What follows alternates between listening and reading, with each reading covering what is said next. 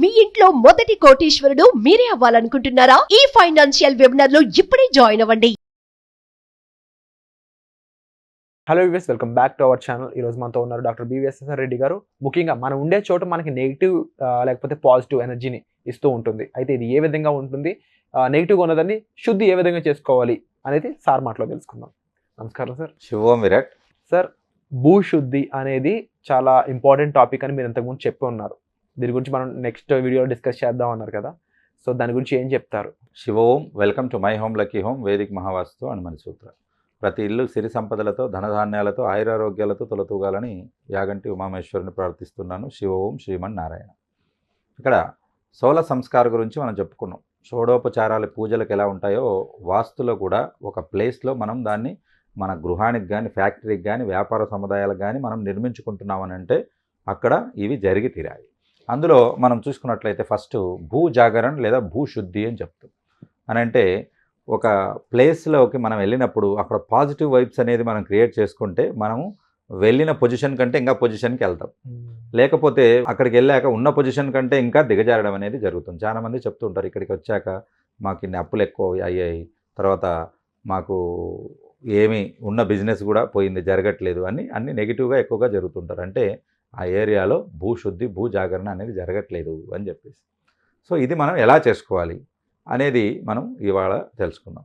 First of all భూశుద్ధి అనేది ఏంటంటే ఏదైనా శుచి, శుభ్రత అనేది ఈ యూనివర్స్కు చాలా అవసరం. అనంటే ఎక్కడ మీకు పాజిటివ్ ఎనర్జీ ఎక్కువగా వస్తుందని అంటే ఎక్కడైతే అక్కడ శుభ్రత అలాగే శుద్ధత ఉంటుందో అక్కడ మాత్రమే వస్తుంది. కాబట్టి మంచి మనసుతో ప్రార్థిస్తే దేవుడు కూడా వింటాడు. ఇది మనకు పెద్దలు చెప్తూ ఉంటారు. అంటే మన మనసులో శుభ్రత, శుద్ధత అనేది ఉండాలి. అని అంటే అందరూ బాగుండాలి, అందులో నేను ఉండాలి, అలాంటి ఉండాలి. అని అంటే మీరు ఏది చేసినా లోక కళ్యాణం కోసం, తర్వాత ప్రపంచ శాంతి కోసం అయి ఉండాలి. మీరు ఒక్కరిగానే ఉంటే సెల్ఫిష్ కిందకి వస్తుంది. కాబట్టి ఈ ఏరియాలో నాకు పంచభూతాలు బాగా అనుకూలిస్తే నేను ఇంకా 10 మందికి సహాయం చేయగలుగుతాను. అలాగే ఆ 10 మంది కాస్త మళ్ళీ 10 మందికి సహాయం చేస్తారు. ఈ రకంగా ఒకరికొకరు సహాయం చేసుకునేలాగా ఉంటే అటువంటి మనుషులన్నా, అటువంటి ప్రవర్తన అన్నా ప్రకృతికి, విశ్వానికి చాలా ఇష్టం. కాబట్టి కేవలము పుట్టపర్తి సత్యసాయిబాబా గారు లవ్ అండ్ పీస్ రెండే పదాలు చెప్పేవాళ్ళు. ఏమనేవాళ్ళు?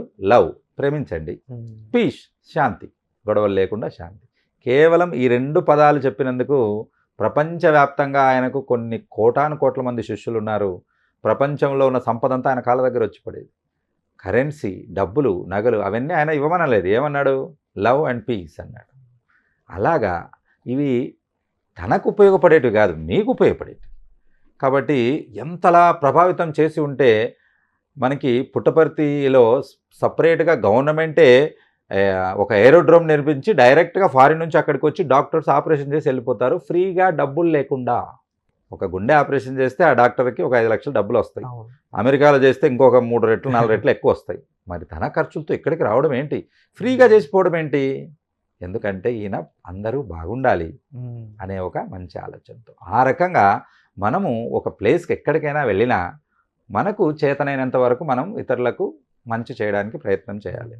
మంచి చేయమన్నారని చెప్పేసి ఆస్తులన్నీ దానం చేయమని కాదు, మీకున్న తాహతులో, మీకున్న స్తోమతతో చేయాలి. కాబట్టి దానానికి కూడా కొన్ని రూల్స్ ఉన్నాయి. అపాత్ర దానం అంటే మీకు మించింది చేయకూడదు. అప్పు తెచ్చి దానం చేస్తే మీకు మంచి కాదు కదా, నెగిటివ్ రిజల్ట్ వస్తుంది. మీరు సంపాదించుకొని స్వధర్మాన్ని పాటించి అని అంటే మీ భార్య, పిల్లలు వాళ్ళకి ఏం కావాలో అవన్నీ పెట్టి మిగలగా ఉన్న దాన్ని దానం చేస్తే మీకు రిజల్ట్ వస్తుంది తప్ప ఇంట్లో వాళ్ళని పస్తులు పెట్టి బయట వాళ్ళకు మీరు అన్నదానం చేశారనుకోండి, అది మంచి కాదు, మీకు పాపం కూడగట్టుకుంటారు. ఏంటి? స్వధర్మము అంటారు. స్వధర్మం అంటే నువ్వు మంచిగా పుట్టాక, పెళ్లి చేసుకున్నాక, పిల్లల్ని కన్నాక ముందు వాళ్ళ బాగోగులు చూడాలి. వాళ్ళ బాగోగులు చూశాక నీకు మిగిలింది నువ్వు దానం చేయాలి. ఇది అన్నట్టు పద్ధతి. సో ఆ రకంగా పాజిటివ్ వైబ్స్ క్రియేట్ చేయాలని అంటే ఆ ఏరియాలో మనం ఎలా శుద్ధత చేసుకోవాలి? ఫస్ట్ అక్కడికి వెళ్ళాక భూమి తత్వాన్ని మనం పరీక్షించాలి. పంచభూతాల్లో 5 ఉన్నాయి: నీరు, గాలి, నిప్పు, భూమి, ఆకాశం. ఇందులో ఈ క్యారెక్టర్స్ భూమి యొక్క కలర్ను బట్టి కూడా మారుతుంటాయి. కాబట్టి శ్రేష్టమైనదిగా మనం చెప్పుకోవాలి అని అంటే భూమి అక్కడ లైట్ ఎరుపుకి, తర్వాత నలుపు భూములు మంచివిగా మనం చెప్పుకోవచ్చు. తర్వాత శాండ్ అనేది 20% శాండ్ అని అంటే ఎక్కువగా కాకుండా, ఇసుక నేలంటే పూర్తి ఇసుక ఉంటే ఇల్లు కూలిపోతుంది. అసలు అటువంటి చోట పర్మిషన్స్ కూడా ఇవ్వరు, రైట్? అలాగే ఇక్కడ పంచభూత తత్వాలు అన్ని బ్యాలెన్స్ అయి ఉన్నటువంటి భూమి అయితే ఇంకా పర్ఫెక్ట్గా వస్తుంది. కాబట్టి కలర్ను మనం పరీక్షించుకోవాలి.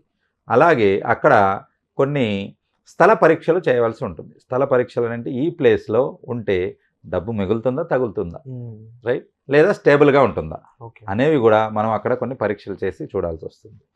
ప్లస్ అంతకుముందు ఆ ప్లేస్లో ఏమి చేసి ఉన్నారో మనకు తెలియాలి. ఇది చాలా ఇంపార్టెంట్.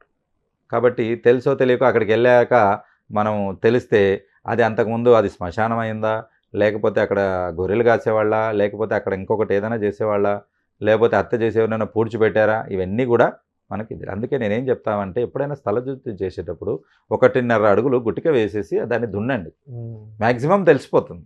ఇంకా 2-2.5 అడుగుల కంటే కింద పెడితే మనం అది తెలియలేము. కానీ మ్యాక్సిమం అప్పటికి మనకు ఆ తత్వం అనేది తెలిసిపోతుంది. భూమి తత్వం ఏంటి, అది మనకు అనుకూలంగా ఉందా లేదా అనేది తెలిసిపోతుంది. దీంట్లో ఇంకొక అడ్వాంటేజ్ ఏంటంటే కింద భూమి స్వభావం కూడా మీకు తెలిసిపోతుంది. ఇల్లు కట్టాలంటే కొన్ని చోట్ల రాయి ఉంటే కొన్ని కన్స్ట్రక్షన్ మెథడ్ మారుతుంది, ఇసుక ఉంటే మారుతుంది, ఇందాక చెప్పాను కదా. తర్వాత భూమి గట్టిగా ఉంటే మారుతుంది, లూజుగా ఉంటే మారిపోతుంది. అలాగే వైజాగ్లో ఇలాంటి పరీక్షలు ఏమీ చేయకుండా వాళ్ళు పర్మిషన్ కొన్ని వేరే పద్ధతుల ద్వారా తెచ్చుకొని టకటక 5 అంతస్తులు కట్టేశారు. మామూలుగా అయితే అక్కడ పర్మిషన్ ఇవ్వకూడదు, కానీ ఇప్పుడు కొన్ని వేరే పద్ధతులు ఉన్నాయి కదా, అలా తెచ్చుకున్నారు. తీరా చూస్తే అక్కడ వర్షాలు ఎక్కువ బట్టి వరదలు పడ్డాక ఒక ఫ్లోర్ భూమిలో కూరుకుపోయింది. ఒక ఫ్లోర్ మొత్తం సెల్లారంతా లోపలికి వెళ్ళిపోయింది. ఫస్ట్ ఫ్లోర్ గ్రౌండ్కి వచ్చింది, గ్రౌండ్ ఫ్లోర్ కిందికి వెళ్ళిపోయింది. అంటే దాదాపుగా 12 అడుగులు భూమిలో కూరుకుపోయింది. అదృష్టం ఏంటంటే ఒరగలేదు, పడలేదు, డైరెక్ట్గా అలాగే కూరుకుపోయింది. కాబట్టి ఏమీ అవ్వలేదు. 5 అంతస్తుల అపార్ట్మెంట్, ఏదైనా ప్రమాదం జరిగి ఉంటే. కాబట్టి తత్వం అనేది చాలా ఇంపార్టెంట్. ఎక్కడ పడితే అక్కడ కట్టుకోవడానికి ఉండదండి. ఇదొకటి. నెక్స్ట్ ఏంటంటే మనము కంపల్సరిగా క్షమార్హం, భూమికి పర్మిషన్ అడిగి కనుక్కోవాలి. భూమి నీదా, నువ్వు అనుకుంటున్నావు నీ పేరు మీద ఉందని, కానీ నీది కాదు. ఎవరిది? పంచభూతాల్లో ప్రధానమైనట్టు భూమాతకు సంబంధించింది. నువ్వు వెళ్ళి అక్కడ నువ్వు ఇల్లు కట్టుకుంటున్నావు. కాబట్టి అక్కడికి వెళ్ళాక కాళ్ళల్లో చెప్పులు తీసేసి అక్కడ నిలబడి మనము అరిచేతులు కూడా భూమి కానించి మనము భూమాతను అక్కడ క్షమార్హం చెప్పుకుని పర్మిషన్ తీసుకోవాలి. అదేంటి అలా తీసుకోకుండా కట్టుకోవచ్చా? కట్టుకోవచ్చు. పంచభూతాలు మీకు సపోర్ట్ రావాలి. అక్కడికి వెళ్ళాక 3 పువ్వులు 6 కాయలు అంటాం కదా, జనరల్గా 3 పువ్వుల నుంచి 3 కాయలే రావాలి. మరి 6 కాయలు రావాలంటే రేర్గా మిరాకిల్స్ జరుగుతాయి. అలాంటి మిరాకిల్స్ జరిగి మీరు మంచి భవిష్యత్తు కోరుకోవాలనంటే డెఫినెట్గా తీసుకోవాలి. కాబట్టి పేరు మీద రాసి డబ్బులు కట్టినంత మాత్రాన భూమి మీద మనకు హక్కు రాదు. ఎప్పుడు హక్కు వస్తుంది?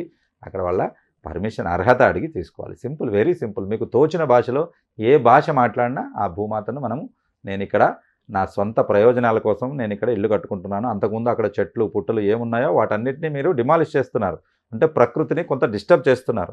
కాబట్టి అలా చేసి నేను నా స్వార్థం కోసం కట్టుకుంటున్నాను, కాబట్టి నన్ను క్షమించండి.